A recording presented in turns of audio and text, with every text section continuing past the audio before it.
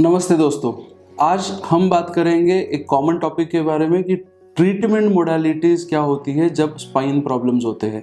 सबसे commonest spine problem जो होता है वो स्पॉन्डिलाइसिस होता है। मैं doctor Ishan Nerkar neuro spine surgeon बोल के नासिक में प्रैक्टिस करता हूँ। एक मोर देन 10 ईयर्स का मेरा सर्जिकल एक्सपीरियंस है। मोर देन 2000 सर्जिकल पेशेंट्स आज तक अपन ऑपरेट कर चुके हैं स्पाइन के।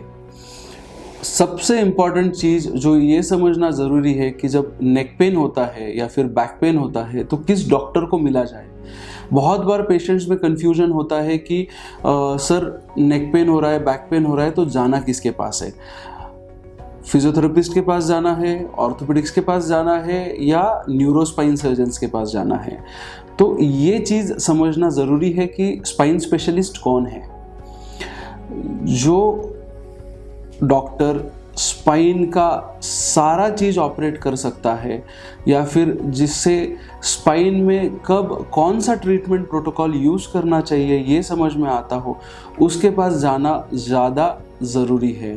तो हम आज स्पाइन मॉडल पे देखेंगे कि क्या अलग अलग ट्रीटमेंट मोडालिटीज़ होती है जब स्पाइन की प्रॉब्लम्स आती है।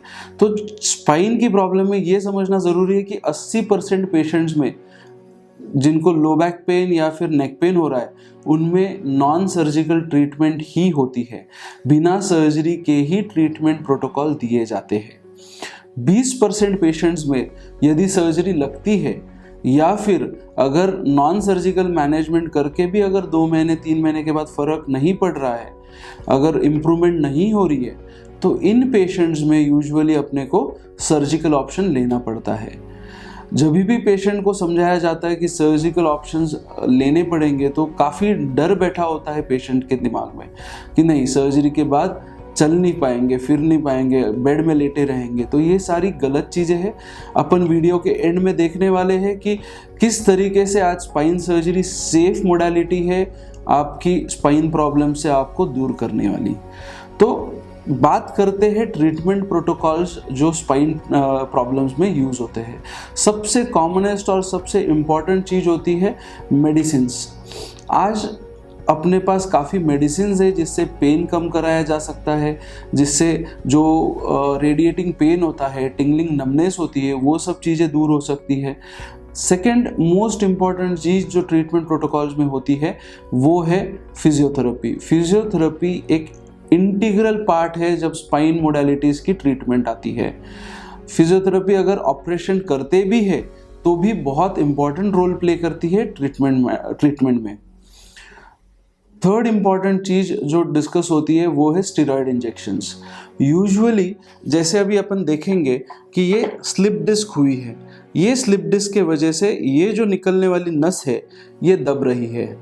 अगर किसी पेशेंट में एक्यूट पेन, एकदम इमीडिएट पेन चालू हुआ है और उसमें पेन रिलीफ करना ज़रूरी है तो यूजुअली इंजेक्शन दिया जाता है इस एरिया में ताकि इस नस को अपन एनेस्थेटाइज कर सके, ताकि जो रेडिएटिंग पेन है वो कम हो सकता है।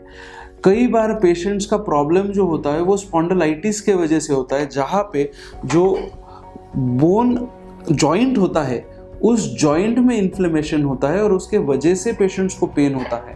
तो इस पेशेंट्स में यूजुअली अगर अपन उस जॉइंट में अगर इंजेक्शन दे देंगे तो पेन काफ़ी कंट्रोल में आ जाता है और उसी हिसाब से पेशेंट अच्छे से फिजियोथेरेपी कर सकता है ताकि इस प्रॉब्लम से कंप्लीट रिलीफ मिल सके।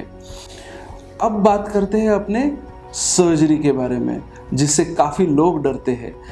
आज सर्जरी के रिजल्ट्स अपन 10 साल पुराने रिजल्ट से कंपेयर नहीं कर सकते। एक इम्पॉर्टेंट पॉइंट यहाँ पे समझना ज़रूरी है कि ओवर द काउंटर अब बहुत बार पेशेंट्स आते हैं जो सालों साल पेन किलर्स खाते रहते हैं। सर्वाइकल या लंबर स्पॉन्डिलोसिस की तकलीफ़ों में पेन किलर का कोई भी रोल नहीं है। इवन जो पेशेंट्स अपन ऑपरेशन करते हैं उनमें भी मिनिमल पेन किलर्स दिए जाते हैं।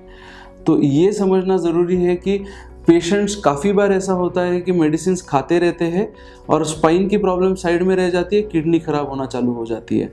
तो इस पॉइंट को नज़रअंदाज ना करें, अपने हिसाब से over the counter medicine avoid करें एंड एक प्रॉपर ओपिनियन लेना ज़रूरी है। अब बात करेंगे सबसे इम्पॉर्टेंट टॉपिक के बारे में, जिसका नाम है सर्जरी। सर्जरी अनेक तरीके की होती है, अलग अलग तरीके की सर्जरी होती है। हर पेशेंट में कौन सी सर्जरी लगेगी ये डिपेंड करता है पेशेंट के प्रॉब्लम्स में। जब बात करते हैं सर्वाइकल स्पॉन्डिलोलिसिस के बारे में, अगर स्लिप डिस्क के वजह से तकलीफ है और एक लेवल पे या सिर्फ 2 लेवल पे तकलीफ है, तो आगे से गर्दन से ऑपरेट करना ज़्यादा वाजिब होता है। यही तकलीफ अगर पेशेंट को 3-4 लेवल के ऊपर ज़्यादा तकलीफ है, तो यूजुअली अपन पीछे से जाके ऑपरेट करके यहाँ पे स्क्रू रॉड्स डाल के आते हैं।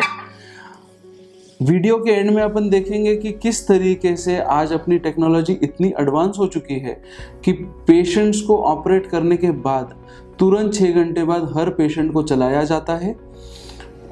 कोई भी पेशेंट्स में यूजुअली कॉम्प्लिकेशंस नहीं दिखते हैं। जब बात करते हैं लंबर स्पाइन के बारे में, तो सारी ऑपरेशंस जो होती है वो पीछे से होती है। आजकल मिनिमल इन्वेजिव सर्जरीज होने लगी है, जहाँ पे 1 या 1.5 सेंटीमीटर की चीरा लेके पूरा ऑपरेशन दूरबीन द्वारा सक्सेसफुली किया जाता है। ऐसे पेशेंट्स में यूजुअली हॉस्पिटल स्टे भी कम रहता है, ब्लड लॉस कम रहता है, पेशेंट 24 घंटे के अंदर अपने घर चला जाता है। तो सर्जरी से ना डरिए। सबसे ज़रूरी है कि स्पाइन प्रॉब्लम में प्रॉपर स्पाइन सर्जन से कंसल्ट कराना ज़रूरी होता है। हाँ, अगर आपको कोई भी स्पाइन की प्रॉब्लम हो या फिर कुछ अधिक जानकारी जाननी होगी, तो कृपया करके कमेंट बॉक्स में कमेंट करें या फिर नीचे गए हुए नंबर्स पे कांटेक्ट करें। Thank you.